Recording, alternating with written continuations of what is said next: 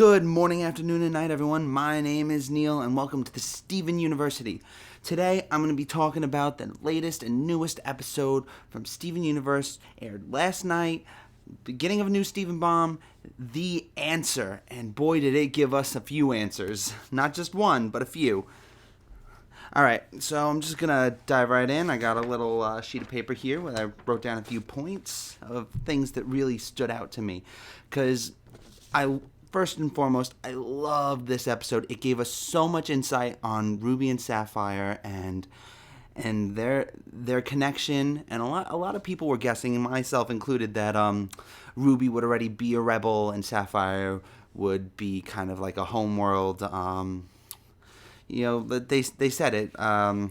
She was an aristocratic gem, but yeah, like they would be from two different worlds and they were brought together. But they were both from the same side, and they got thrust into this whole situation. But I'm getting ahead of myself. So we start the episode. It's Steven's birthday, but it's midnight, so it just turns his birthday, and Garnet's the first one to say happy birthday to him, and she starts telling Steven the story of how Ruby and Sapphire met. And it starts off that Sapphire is an aristocratic gem, and Ruby, along with two other rubies, which is the first time we see multiple of the same gem. Like, we know there are hundreds of pearls. We know that there's other peridots and amethysts. So we know that there's multiples of those, but we've never seen them before. And this is the first time we saw three rubies. Not two rubies, but three rubies, and they're all the same. I was like, wow, that's so cool. And then we see Blue Diamond very, very briefly, but we see her, and then we see a pearl next to her, which, if you didn't pay much attention, it's kind of very similar to our pearl. I didn't get the gem placement. I don't remember it. I think it might be the chest, but it could be the head, the forehead. But she had very messy hair and covered her eyes and stuff. So, look back at that and check that out. But we find out that the rebellion was going on. The story takes place 5,750 years ago, which fits perfectly into the timeline that they've been putting out, in little snippets, little hints that they've given throughout other episodes, and it's all checking out. So I just can't get enough of that continuity between all of that. So anyway, Sapphire goes to Earth to tell Blue Diamond that, tell her vision of the future and how the rebellion is going to be defeated at the battlefield that day. And of course, the rebels show up, like Sapphire says, and the big thing was it didn't turn out that way. It didn't turn out the way Sapphire had said. Ruby was able to change the fate of everything, and all the homeworld gems flipped out over the first time they've seen a fusion between two different gems. Oh my god. And that just throws them into this whole big conflict of they can't go back home now because Sapphire saves Ruby from being crushed or broken by Blue Diamond. It was just so good. Oh my god. I can't get enough of that. And it makes so much sense with the rubies, three rubies fusing to make one giant ruby, and it was just the same thing.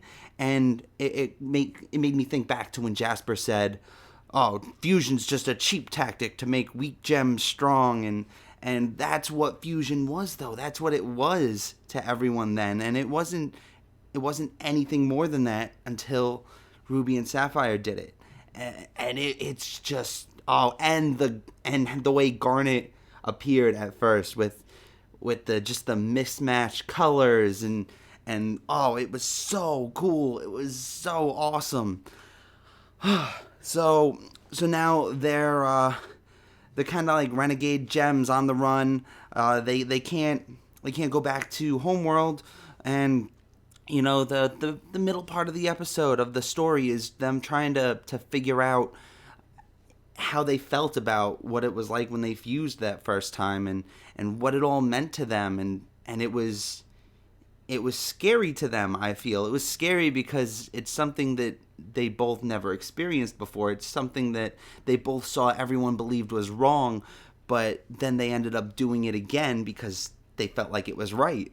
It was just something right to them, and at the end we get them stumbling across Rose and Pearl, who were the rebels from before, and it was just a great episode. I can't say that enough. It's given us so much information too. It's not just the story of how Ruby and Sapphire met, but we get more timeline with 5,750 years ago.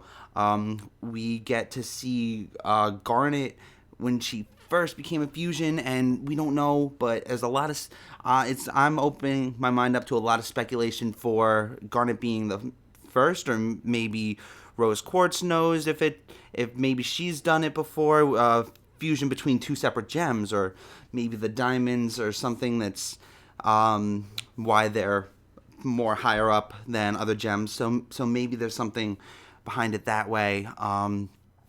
We see the multiples of one type of gem. We saw 2 pearls, we saw 3 rubies, and it really is just like a copy of them. And seeing Pearl trying to differ from that, like, oh, I loved that too. Another thing I really liked was the mentioning of the aristocratic gems. We only see like the silhouettes of other gems from Homeworld, but very, very fancy, very classy. And before, when we thought of Homeworld, it's just these invading aliens that that went to war. They're all warriors. All the crystal gems are warriors, and there's nothing like super fancy about them. And just, we always think of rough and tough, and they were at ends, each other's ends, fighting. And you don't think of prim and proper.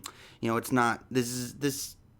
We didn't expect to see like the capital from the Hunger Games here, or at least I didn't. But it kind of adds a big level of depth for Homeworld that a lot of people probably didn't see before, and I really appreciate that. We got a visual of Blue Diamond, like more of a visual of Blue Diamond than we've gotten a visual of Yellow Diamond, and we've been hinted at her more than anything else. Like the reveal of Blue Diamond was just incredibly awesome. We got to see Rose and Pearl fight, and one thing that I really thought was funny was we got to see Ruby and Sapphire the first time their fire and ice kicked in. Sapphire was freaked out after they had jumped from the cloud arena. She froze in place because she didn't know what was going on. She froze up. That was really cool. And then Ruby got that flame boner going on when she saw Sapphire's eye for the first time. That had me going. That cracked me up. And the song was it was so sweet. It was lovely, and I got chills in the back of my spine when they started humming. Oh goodness, I can't remember their song. It's their song too. Made of Love. When they started humming that, it just gave me chills, and I was like, I like this song. This is great. And then they hummed that, and it was just like, oh, this is the greatest ever. This is just so awesome. And then they were dancing in the woods, which made me think of Sleeping Beauty, but I'm getting a little off track there. That was so good. One more thing that I wanted to mention, though, that I noticed, like how the rubies, when they fought, they fused into one big ruby, and we didn't really get a glimpse of any, not even Rose or Pearl or any of the warriors or rubies using their weapon summoned from their gem. And I'm starting to think maybe the weapon summoning from your gem is something that all gems can do, but it hasn't been like taught to all gems, or it's not meant to be taught to all gems. Something I want to kind of elaborate on in maybe a future video. But overall, this was a great way to bring Steven Universe back from such a long hiatus. It's like you guys went all out.